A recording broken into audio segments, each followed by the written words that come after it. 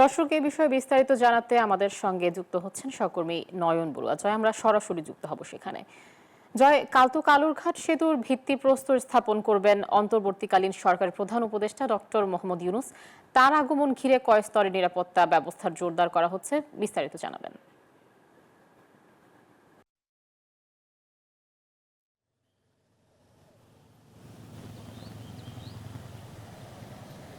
ধন্যবাদ আপনাকে। আমি কালুঘাটে আছি, যেখানে নতুন একটি কালুঘাট সেতুর জন্য দীর্ঘদিন ধরে কিন্তু দক্ষিণাঞ্চলের মানুষের দাবি ছিল। সেই দাবি কিন্তু অবশেষে পূরণ হতে যাচ্ছে। আগামীকাল প্রধান উপদেষ্টা ডক্টর ইউনূস কিন্তু ভিত্তিপ্রস্তর স্থাপনের মধ্য দিয়ে তাদের এই সেতু, যে নতুন একটি সেতু, সেই সেতুর কাজের উদ্বোধন হবে।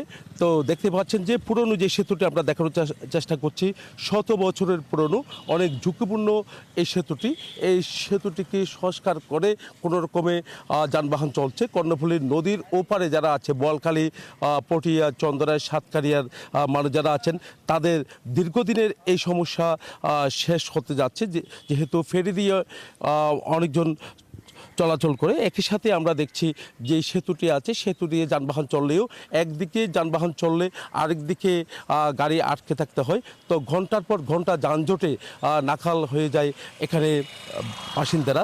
তো এতদিন পর যে নতুন একটি সেতু হবে, এই সেতুটি যেন দ্রুত সময়ের মধ্যে কাজ শেষ করা যায়, সেই আশা তারা করছে। তারা বলছেন যেহেতু সেতুটি করা হচ্ছে শুধু ভিত্তিপ্রস্তর নয়, তারা চাচ্ছে দ্রুত সময়ের মধ্যে কাজটি তারা চাচ্ছে বাস্তবায়নটা। তো দ্রুত সময় যদি বাস্তবায়নটা হয়, তাহলে বোয়ালখালীবাসীর যে প্রাণের যে দাবি, সে দাবিটা কিন্তু কিছুটা হলেও লাঘব হবে বলে তারা মনে করছেন। এখানে যারা বাসিন্দা আছেন তাদের সাথে আমরা একটু কথা বলার চেষ্টা করব। তারা দীর্ঘদিনের যে দাবি, তাদের সেই দাবিটা কিন্তু এখানে তারা জানিয়েছেন। তারা আন্দোলন করেছিলেন, তারা দীর্ঘদিন এই দাবি নিয়ে তারা দীর্ঘদিন আন্দোলন চালিয়ে গেছে। একটি নতুন সেতু চেয়েছিল, সেই নতুন সেতু তারা পাচ্ছে। তাদের কেমন লাগছে আমরা একটু কথা বলার চেষ্টা করছি। এখানে যারা আছেন, আমি একটু আপনার সাথে কথা বলব। আপনি কি বোয়ালখালীর ওপারের মানুষ না? কেমন লাগছে যে নতুন একটি সেতু হবে? কেমন লাগছে? ভালো লাগবে, ভালো লাগবে। এখন কি সমস্যায় আছেন আপনারা? আমরা বেশি সমস্যা আছি আর কি, আমরা যাতায়াত করতে পারি না। আপনার সাথে একটু কথা বলতে চাচ্ছি। আর যে নতুন একটি সেতু হবে, আপনাদের অনেক দিনের দাবি ছিল, তো কেমন লাগছে? এটা তো আমাদের অনেক আগের পুরনো প্রাণের দাবি ছিল, এখন তো আমাদের অনেক ভালো লাগতেছে।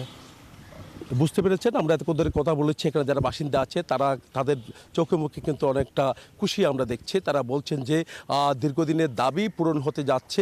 আগামীকাল থেকে সেই ভিত্তিপ্রস্তরের মধ্য দিয়ে এই নতুন সেতুর কাজ শুরু হবে। তো 2030 সালের দিকে যানবাহনের জন্য এই সেতুটি খুলে দেওয়ার কথা বলেছে রেল কর্তৃপক্ষ। এই ছিল আমার এখানকার সর্বশেষ। ফিরে যাচ্ছে স্টুডিওতে আপনার কাছে। বান্ডেল থাকলে প্রতি সেনমানিতে টাকা বাঁচবে। বিকাশ সেনমানি বান্ডিল কিনে